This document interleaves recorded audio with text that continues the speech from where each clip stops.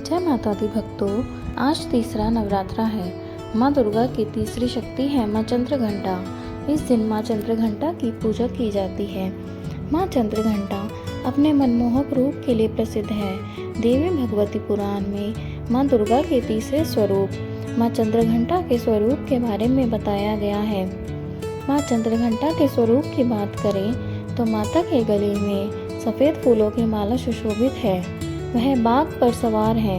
माँ चंद्रघंटा की 10 भुजाएं हैं, जिनमें कमल, धनुष, बाण, खड़ग, कमंडल, तलवार, त्रिशूल, गदा सहित अन्य दिव्य अस्त्र हैं। उनके सिर पर अर्धचंद्र स्थित होने के कारण उन्हें चंद्रघंटा कहा जाता है। शारदीय नवरात्रि के तीसरे दिन माँ चंद्रघंटा की पूजा करने से व्यक्ति के भीतर का भय समाप्त होता है और शत्रुओं पर विजय प्राप्त होती है।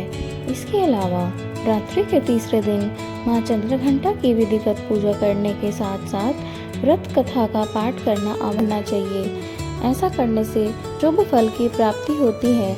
आइए जानते हैं माँ चंद्रघंटा की व्रत कथा।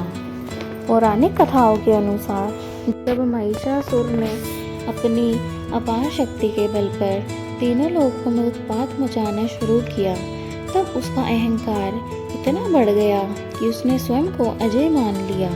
उसने इंद्रदेव को परास्त कर स्वर्गलोक पर अधिकार कर लिया और देवताओं को चारों ओर से त्रास कर दिया।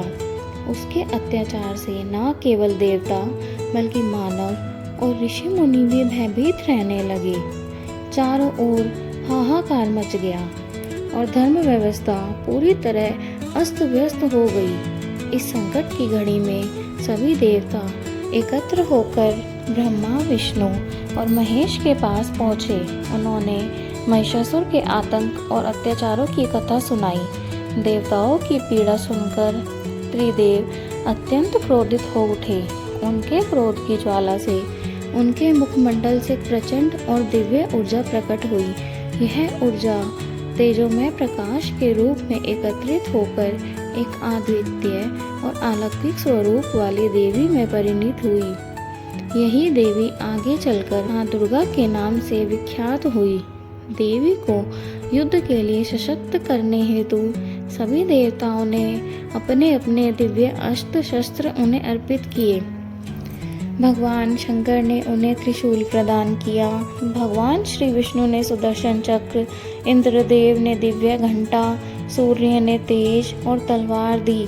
वायुदेव ने उन्हें वेग, वरुण देव ने शंख, अग्निदेव ने शक्ति, यमराज ने गदा, कुबेर ने अमोघ अस्त्र दिए।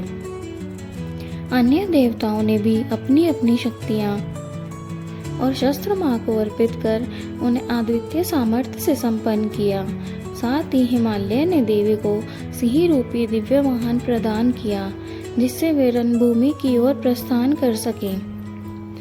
सभी दिव्य शक्तियों से सुसज्जित होकर माँ दुर्गा ने माँ चंद्रघंटा के रूप में प्रकट होकर महिषासुर को ललकारा।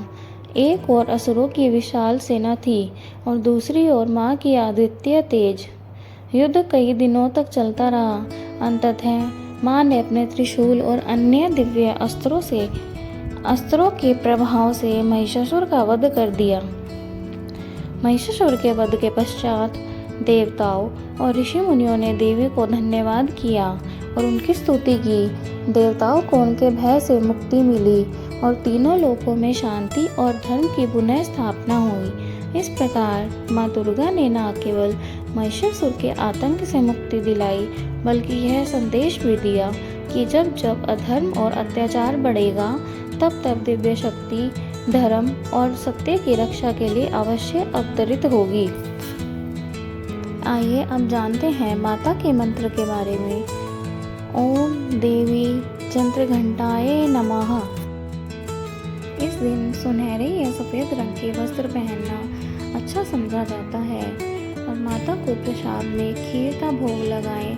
माता को दूध से बनी चीज़ें अति प्रिय है, तो माता को खीर का भोग अवश्य ही लगाएं। धन्यवाद भक्तों। चैनल को सब्सक्राइब भी करें और वीडियो को लाइक करें।